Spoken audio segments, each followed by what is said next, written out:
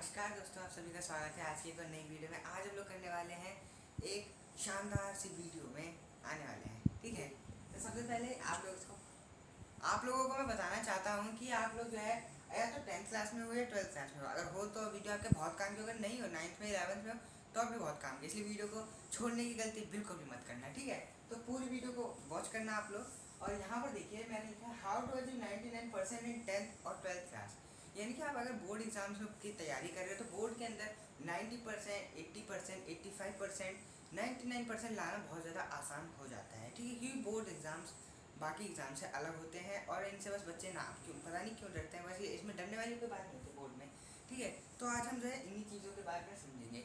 हर बच्चा जब 10th में आता है या 12th में आता है तो वो ये समझता है कि अब की बार उसे जो है सबसे ज़्यादा नंबर लेकर के आने हैं, पर हर बच्चा ऐसा नहीं ला पाता है। क्यों नहीं ला पाता है? क्योंकि क्या किसी की तैयारी में कुछ कमी रह जाती है, या फिर क्या बच्चा, या फिर मतलब कि क्या कोई व्यक्ति या बच्चा जो है पढ़ाई करते टाइम कोई गलती कर देता है। पढ़ते तो हर बच्चे हैं, ऐसा थोड़ी है कि कुछ बच्चे पढ़ते कुछ नहीं पढ़ते, पढ़ते सारे बच्चे हैं, लेकिन फिर भी कुछ बच्चे ऐसे होते हैं जो कि ज़्यादा नंबर ले आते हैं। कैसे ले आते हैं आपको पता है? ये फैक्ट है कि दुनिया में हर काम करने के पीछे कुछ ना कुछ ट्रिक होती है। ठीक है, जैसे कि अगर आपको मान लो कहीं से कहीं जाना है तो आपको वहाँ जाने के लिए पहला रास्ता तो ये है कि आप पैदल पैदल जाओ, लेकिन ट्रिक ये है कि आप उससे ट्रेन से जा सकते हो, बस से जा सकते हो, जल्दी जा सकते हो और अच्छे से जा सकते हो। ठीक है, इसी तरह से हर काम को करने के पीछे कुछ ना कुछ ट्रिक्स होती हैं। ठीक है, वैसे एग्जाम्स के अंदर भी ज़्यादा नंबर लाने के पीछे कुछ ना कुछ ट्रिक्स होती हैं।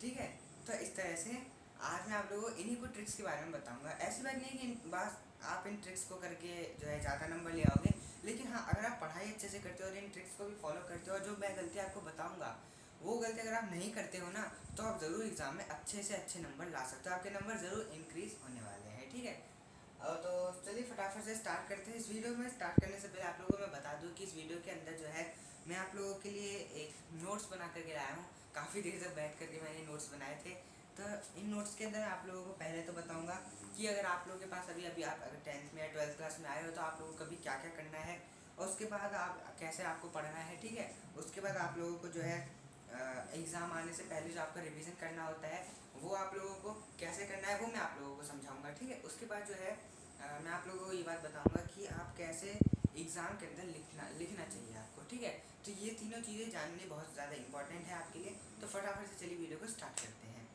तो सबसे पहले इसे हटा देते हैं इसको। तो यहाँ पर इसे हटा दिया। ठीक है, तो यहाँ पर नंबर 1 पहली बात ये है कि मान लो अभी अभी आप जो है 10th क्लास में आए हो, 10th में आए हो या 12th में आए हो उससे फ़र्क नहीं पड़ता, बोर्ड बोर्ड होता है। ठीक है, तो पहली चीज़ आपको याद रखनी है वो है कि नोट्स बनाना छोड़ दीजिए। ठीक है, यानी कि अवॉइड नोट्स। ठीक है, तो आप नोट्स बनाना कैसे छोड़ना है? आप सोच रहे हैं हर कोई बोलता है नोट्स बनाओ, ये करो वो करो, मैं कह रहा हूँ नोट्स ही बनाना छोड़ दो। ऐसा क्यों? ऐसे तुम फेल हो जाएंगे।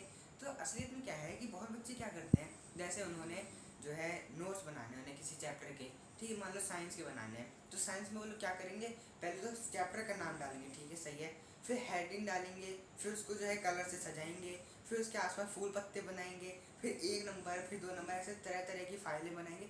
ये सारा सिस्टम बनाना छोड़ दो। आपको पता है जो टॉपर बच्चे होते हैं उनके नोट्स इतने ज़्यादा बेकार राइटिंग में लिखे हुए होते हैं कि उन्हें बस वही पढ़ पाते हैं। ठीक है, इसके अलावा कोई दूसरा व्यक्ति नहीं पढ़ सकता उसको, इतने ज़्यादा बेकार नोट्स। क्योंकि नोट्स हम क्यों बनाते हैं? नोट्स हम बनाते हैं ताकि चैप्टर का अच्छे से रिवीजन करा जा सके।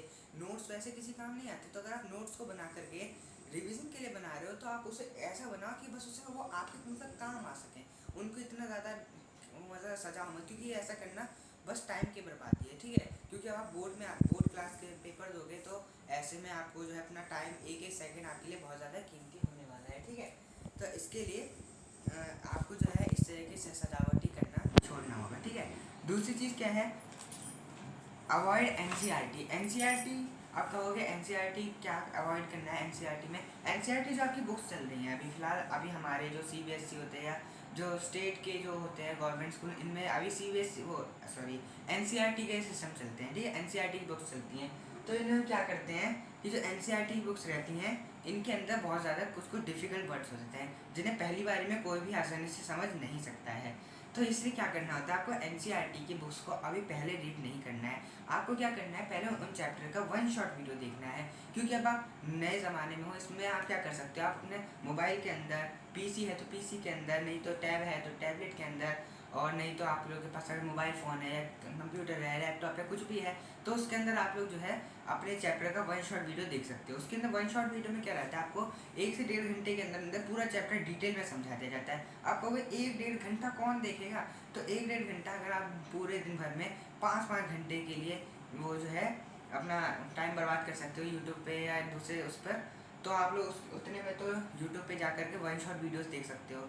ठीक है, इतने में आपको क्या करना है, 1 शॉट वीडियो देख लेना। उसके बाद आप लोगों को NCERT को लेना है, आपकी जो बुक्स है NCERT, ऐसा नहीं है कि आपको उसे त्याग ही देना है, उसको पहले उसमें से मत पढ़ो, पहले 1 शॉट वीडियो देखो चैप्टर का, और उसी चैप्टर का देखो जो आपको अच्छे से आता हो या जिसके बारे में आपने पहले कभी सुना हो, ये पढ़ने का जिसका जो पढ़ने का आपका मन कर रहा है हेडिंग देख करके। ठीक है, जो चैप्टर आपका पढ़ने का मन कर रहा हो, ठीक है, और या फिर जो चैप्टर इजी हो। ये मैं इसलिए कह रहा हूँ क्योंकि पढ़ने तो वैसे आपको सारे, लेकिन अगर आप स्टार्टिंग ऐसे करोगे ना तो आपको मोटिवेशन मिलेगा। ठीक है, यानी कि आप लोगों को जो है मोटिवेट होंगे कि अगर आप शुरू में ही कठिन सब्जेक्ट उठा लोगे तो आपको ऐसा महसूस होगा मुझे कुछ आता ही नहीं है, इतना मुश्किल है, आगे जाके और कितना मुश्किल होगा। इस तरह की बातें आपके दिमाग में नहीं आनी चाहिए। इसलिए स्टार्टिंग में कोशिश करो कि आसान से आसान चीज़ आप कवर करो, क्योंकि लास्ट तक तो आपको सारा करना ही है। तो आप जो है नीचे, सबसे नीचे से स्टार्ट करो, सबसे नीचे, सबसे आसान, फिर उससे थोड़ा मुश्किल, फिर थोड़ा मुश्किल, ऐसा आपको थोड़ा थोड़ा नया सीखने को मिलेगा। इकट्ठा सीधा सीखने पहुंच जाओगे तो आपके ना वो समझ आएगा, ना लास्ट वाला समझ आएगा, ना बीच का कुछ समझ आएगा, फिर आप फेल हो जाओगे। तो आप लोगों को फेल नहीं होना है। ठीक है, तो ये चीज़ आप लोगों को याद रखनी है। ठीक है, तो अब फिर आपको जो है NCERT बुक्स लेनी है, उसमें से पढ़ना है, चैप्टर को रीड करना है, फिर उसकी समरी रीड करनी है। ठीक है, अब आगे क्या क्या करना होगा वो मैं आप लोगों को समझाऊंगा, तो वीडियो को जो है काटना पीटना मत, पूरी देखना। ठीक है, नंबर 2 आप लोगों का, सॉरी नंबर 3 आपका क्या है, थर्ड पॉइंट है आपका, टेक ऑल टेस्ट। आपके जितने भी टेस्ट होते हैं ना, जो आपके टीचर्स आपके टेस्ट लेते हैं, उन्हें अवॉइड मत करो। हर उस टेस्ट को आप अटेम्प्ट करो जितने आप कर सकते हो, जितना टेस्ट आप दे सकते हो उतने टेस्ट देने की कोशिश करो। स्कूल में हो, ट्यूशन में हो, या फिर कहीं पर भी हो, आप उन्हें हर एक टेस्ट को देना है। टेस्ट से वैसे तो आपके नंबर नहीं जुड़ते हैं, ऐसा कुछ कहते हैं टीचर की नंबर जुड़ जाते हैं, पर ऐसा नहीं है। टेस्ट से क्या होता है, आप अपने आप को परख सकते हो। अगर आपको लग रहा है कि आपने जो है काफ़ी कुछ पढ़ लिया है पूरे साल भर में, या अभी तक जितना भी कुछ पढ़ लिया है, या आपको इसके बारे में आता है, तो आप उसका टेस्ट लो, अपने को परखो कि आपको चैप्टर के बारे में कितना आता है। ठीक है, अब आप उन्हीं चैप्टर का ज़्यादातर अपना आप जो है अपने आप से टेस्ट लेना, जो चैप्टर आपको आते हैं अच्छे से।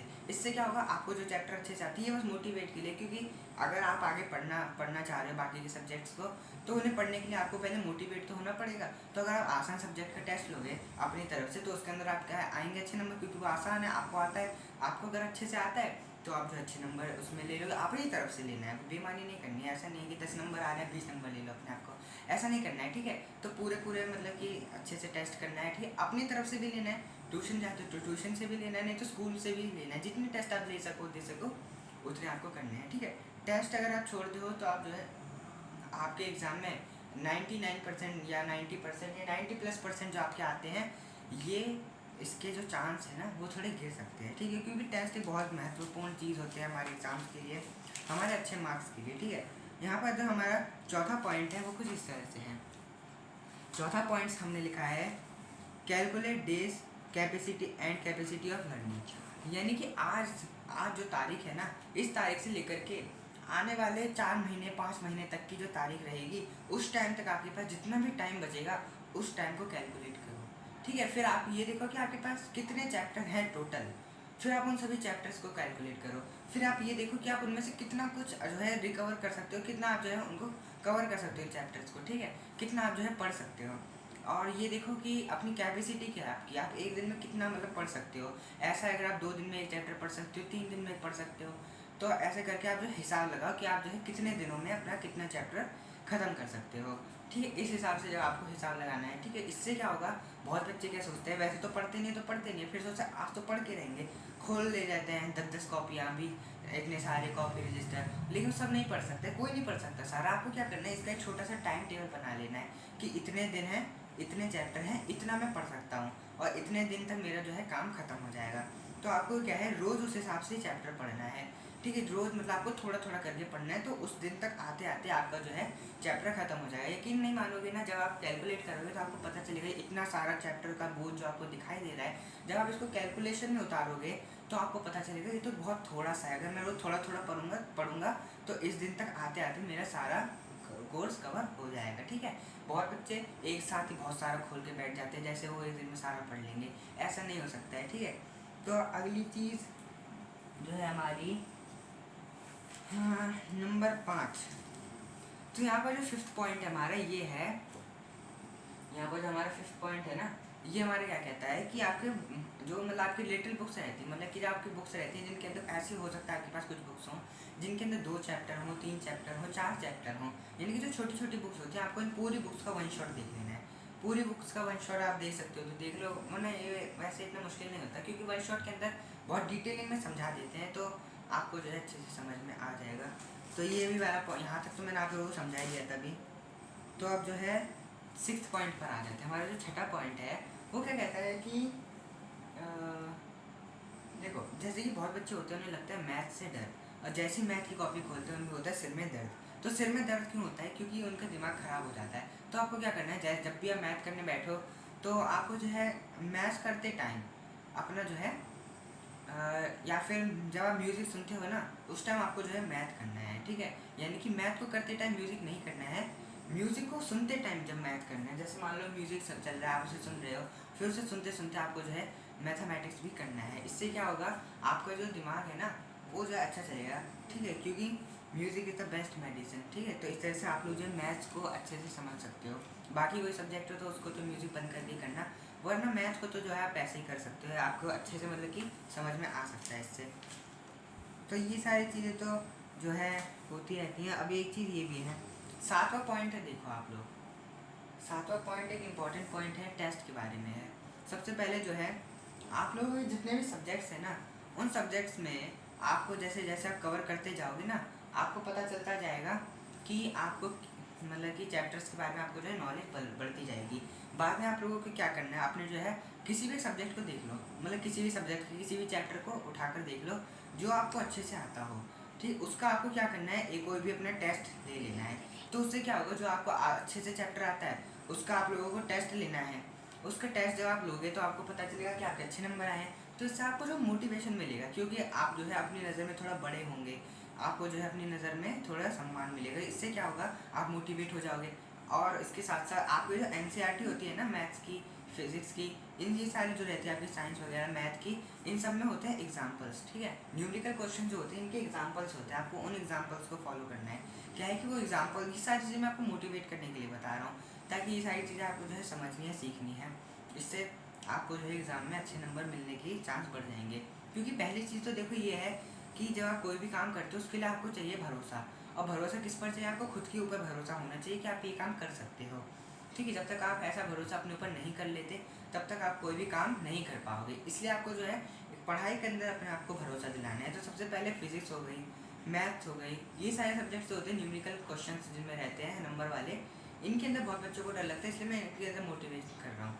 तो सबसे पहले क्या है कि आपका जो भी है न्यूमेरिकल एग्ज़ाम्स होते हैं जो आपके, उनके अंदर होते हैं, सॉरी न्यूमेरिकल जो सब्जेक्ट्स होते हैं ना आपके, उनके अंदर एग्जाम्पल्स होते हैं। आपको क्या करना है, उन एग्जाम्पल्स को सॉल्व करना है। जैसे जैसे आप उन एग्जाम्पल्स को सॉल्व करते जाके आपको महसूस होगा कि आपको जो है उनके बारे में आते हैं, क्योंकि एग्जाम्पल आसान होते हैं, ईजी होते हैं NCERT के अंदर। उनके नीचे पूरे के पूरे सॉल्व लिखा रहता है, कैसे उनको कैसे क्या सॉल्व किया, तो आप वो देख करके भी सॉल्व कर सकते हो वैसे। और हाँ, पूरा पूरा नहीं देखना, जब नहीं आए तब आंसर देख सकते हो उसका, ठीक। ये सारी चीज़ मतलब आप समझ गए होंगे मैं क्या बोलना चाह रहा हूँ, ठीक है। तो आप लोगों को जो है अपना स्टार्टिंग के अंदर कुछ इसी तरह से काम करना है, ठीक है। तो यहाँ पर 7 पॉइंट समझ गए। अब हम जानते हैं कि मान लो अब आप लोगों ने जो है अपना सारा काम कंप्लीट कर लिया है, आप लोगों ने जितना भी पढ़ाई करना था वो सब आपने कर ली है। अब आपके एग्ज़ाम आने वाले हैं, तो फाइनल एग्ज़ाम की तैयारी के लिए आपको क्या से क्या करना है। तो यहाँ पर हमारा फर्स्ट पॉइंट क्या कहलाता है, पहला पॉइंट है हमारा कि write down whole story on blank paper from your mind, check mistakes and avoided part। यानी कि आप लोगों ने, आपको क्या करना है, पहले तो खाली कागज़ ले लो, उसके ऊपर पेन लेके बैठ जाओ, और आपको जो भी चैप्टर अच्छे से आता है, जो भी मतलब ऐसे तो सारे करने होंगे, तो आपको जो है उस चैप्टर को, उस क्वेश्चन को, उस चैप्टर को, उस कहानी को, उस पोएम को उस कविता को जो है अपने तरफ से लिखना है। ऐसा नहीं कि जो बुक में लिखा है, जो गाइडों में लिखा है वो सब नहीं लिखना है। अपने दिमाग से एक बार उसको राइट करो कि आपने उस चैप्टर के अंदर, उस पोएम के अंदर आखिर ऐसा क्या पढ़ा था। तो वो सारी चीज़ें आपको जो है उसके अंदर लिख देनी है, जो जो आपने जो है पढ़ा हुआ था उसके अंदर। फिर आपने जो जो पढ़ा था फिर आपको जो है उसे चेक करना है कि इसके अंदर मैंने क्या चीज़ नहीं लिखी है, क्या चीज़ मैंने गलत लिख दी है, क्या चीज़ इसके अंदर क्या कमी रह गई। ये सारी चीज़ें आपको उसके अंदर चेक करनी होगी, ठीक है। जब आप ये सारी चीज़ उसके अंदर चेक कर लोगे ना, फिर आपको जो है अगले चैप्टर के ऊपर बढ़ जाना है। इसी तरह से आप लोगों को जो सारे चैप्टर को एक बार लिख लिख करके देखना है कि आपको जो पूरे चैप्टर में क्या समझ आया। मैं आपको चैप्टर पढ़ने के लिए इसलिए इतना कह रहा हूँ क्योंकि चैप्टर अगर आप अच्छे से समझ लेते हो, रीड नहीं करना है, पहले तो उसको समझना है कि उस चैप्टर के अंदर बताया क्या जा रहा है, आपसे पूछा क्या जा रहा है, उसमें बताया क्या जा रहा है, उसको आसान भाषा में समझो, ठीक है। NCERT इसलिए मैं मना कर रहा था क्योंकि उसका पहले वन शॉट देखो, फिर आपको पता चलेगा कि चैप्टर तो इतना मुश्किल था ही नहीं। NCERT में थोड़ा मुश्किल सा लिखा रहता है।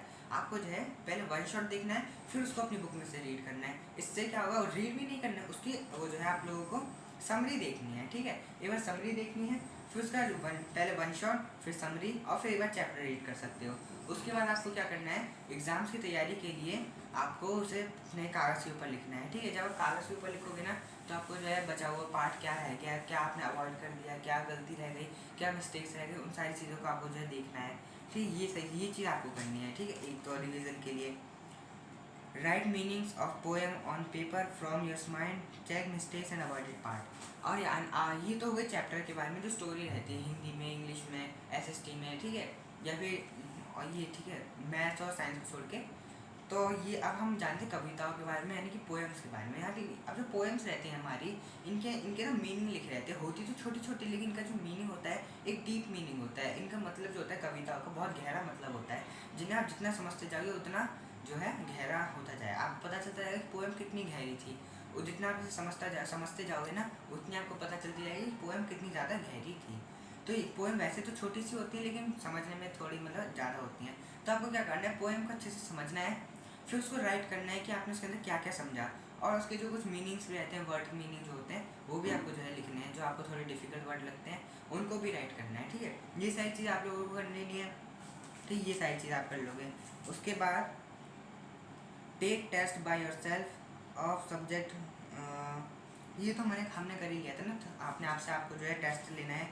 क्या है कि बहुत बच्चे टेस्ट से ही डरते हैं। अच्छा, बहुत बच्चों के साथ पता है क्या प्रॉब्लम होती है, उन्हें लगता है कि उन्हें सब कुछ आता है, और जैसे एग्ज़ाम सामने आता है वो सब भूल जाते हैं। बहुत बच्चे रोल नंबर भी भूल जाते हैं, भूल ही जाते हैं हम है कौन। तो ये सारी चीज़ जो है बच्चे भूल जाते हैं। तो ऐसा क्या करना है, टेस्ट अगर जब आप अपना लेते रहोगे ना, टॉपर बच्चों की आदत रहती है कि वो अपना टेस्ट खुद ही लेते रहते हैं। आज ये चैप्टर पढ़ा, 2 दिन बाद टेस्ट ले लिया, आज फिर कोई नया चैप्टर पढ़ा, फिर 2 दिन बाद, फिर 4 दिन बाद अपने आप से टेस्ट ले लिया। इस तरह से आपको जो है अपनी तैयारी होती रहे, आप अपने आप को परखते रहोगे। इससे क्या है कि जब कभी भी आपका स्कूल में टेस्ट होगा या आपका जब सामने एग्ज़ाम आ जाएगा, तो जब आप एग्ज़ाम को देखोगे ना तो आपको कुछ महसूस नहीं होगा, आपको सब नॉर्मल लगेगा, क्योंकि ये जो है आप अपना टेस्ट लेते रहते थे। लेकिन ऐसा नहीं इसको टेस्ट की तरह हल्के में लेके कुछ भी लिख दो। टेस्ट पेपर को आने से पहले जो है उसे अच्छे से रीड करना होता है। ये सारी चीज़ अभी हम आगे पढ़ेंगे, ठीक है। आगे मैं आप लोगों को बताऊँगा अभी राइटिंग टिप्स के बारे में भी। अच्छा, एक चीज़ ये भी है कि फोकस ऑन ऑल सब्जेक्ट्स, यानी कि ऐसा बच्चा, देखो ऐसे बहुत बच्चे होते हैं हमारे आसपास जिन्हें जो है अपने सारे सब्जेक्ट में से कोई एक या 2 ही सब्जेक्ट पसंद आता है। तो वो क्या करते हैं, पूरे दिन भर पूरी रात एक ही सब्जेक्ट में लगे रहते हैं। जैसे किसी बच्चे को मैथ पसंद है तो पूरे दिन मैथ करता रहता है, बाकी सब्जेक्ट कहाँ आ गए। अच्छा, ऐसे किसी बच्चे को इंग्लिश पसंद है तो वो पूरे दिन ऐसे इंग्लिश करता रहेगा, बाकी सब्जेक्ट के बीच नंबर जुड़ते हैं। तो ऐसे बाकी सारे सब्जेक्टों पर आपको ध्यान देना है, ठीक है। तो ये चीज़ जो है, अब ये भी नई बीमारी आई है बच्चों के अंदर, किसी एक सब्जेक्ट पे ध्यान देने की, इसलिए मैं आपको बता रहा था। तो अब जो है ये सारी चीज़ें तो हो गई, ठीक है, जो आपको पढ़ाई करने के लिए करनी है। अब हम जानते हैं एग्ज़ाम राइटिंग टिप्स के बारे में, यानी कि जो आपका एग्ज़ाम आएगा उसके अंदर आपको लिखना कैसे है। लिखने के भी कुछ तरीके होते हैं। नंबर 1 आपका तरीका ये है कि आपको क्या करना है, मेंटेन पेपर प्रेजेंटेशन, यानी कि आपकी जो पेपर प्रेजेंटेशन होती है ना, इसको आपको मेंटेन करना है। मेंटेन कैसे करेंगे, पेपर प्रेजेंटेशन होती क्या है, बहुत बच्चों के लिए नया शब्द भी हो सकता है, बहुत बच्चों के लिए पुराना शब्द भी हो सकता है, पर मैं आप लोगों को इसे समझाता हूँ। एक एग्जांपल देता हूँ। मान लो कि आपने कोई खाना बनाया है, वो खाना खाने में कितना भी अच्छा हो, लेकिन अगर वो दिखने में बेकार सा है, उसमें उसमें कुछ मन ही नहीं कर रहा देखने का, तो उसे कोई भी नहीं खाएगा, उसे कोई देखना भी पसंद नहीं करेगा। लेकिन अगर आपका खाना बेकार है लेकिन आपने उसे ऊपर से सजा रखा है ना, तो चाहे वो कितना भी बेकार हो लेकिन उसे कोई भी आदमी एक बार को खा कर देखेगा। वहीं अगर आपका खाना भी अच्छा, आपने उसे सजाया भी है तो आपको अच्छा भी बताया तो आपका खाना खाएगा भी, पूरा खाएगा, ठीक है। यही चीज़ आपके एग्ज़ाम के साथ भी रहती है। आपका नहीं, आपने बिल्कुल भी अच्छे से आंसर लिखे कि बिल्कुल सही लिखे, कोई गलती नहीं हो, लेकिन अगर आपकी पेपर प्रेजेंटेशन अच्छी नहीं रहेगी ना, तो आपका जो है टीचर जो है एग्जामिनर उसको जो है अच्छे से चेक नहीं करेगा, उसको जो है थोड़ा नेगेटिव सा महसूस होगा कि किसी बेकार बच्चे की कॉपी आई है मेरे हाथ में, इस तरह से वो जो है सोचेगा। वहीं अगर आप जो है पेपर प्रेजेंटेशन अच्छी करके आओगे ना, तो एग्जामिनर जो है उसको लेगा और अच्छे से मतलब कि देखेगा, मतलब वो जो है आपके नंबर इतनी कट नहीं करेगा। अब पेपर प्रेजेंटेशन होती क्या, अब आप समझ गए होंगे कितनी ज़्यादा ज़रूरी चीज़ है पेपर प्रेजेंटेशन। सबसे पहले आपका जो पेपर आता है उसे भगवान का नाम लेके लंबी सांस लेके पहले तो क्वेश्चन पेपर को अच्छे से स्टार्ट करो। फिर देखो कि आप लोगों को कौन कौन से क्वेश्चंस आते हैं, कौन कौन से नहीं आते हैं। जो आप मान लो आपको जो है पहला क्वेश्चन आ रहा है, दूसरा क्वेश्चन आ रहा है और कुछ क्वेश्चन नहीं आ रहे हैं, तो उनको कैसे करना है आप वो समझेंगे। तो आपको सबसे पहले पेपर प्रेजेंटेशन के बारे में जाना, आपको क्या करना होता है, ऐसे साइडों में ना लाइनें डाल देनी होती हैं, ठीक है, स्केल से बिल्कुल सीधी सीधी लाइनें डाल देनी होती हैं।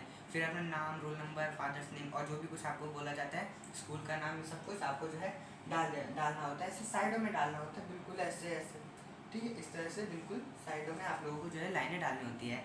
उसके बाद क्या करना होता है, आपका जो हिंदी का, इंग्लिश का, एसएसटी का, साइंस का, या फिर इनके जो आपके पेपर्स रहते हैं ना मैथ को छोड़ के, उनमें क्या करना होता है, आपसे जो है सवाल पूछे जाते हैं कि इसका मतलब क्या होता है, ये क्या होता है, ये क्या था, ये क्या है।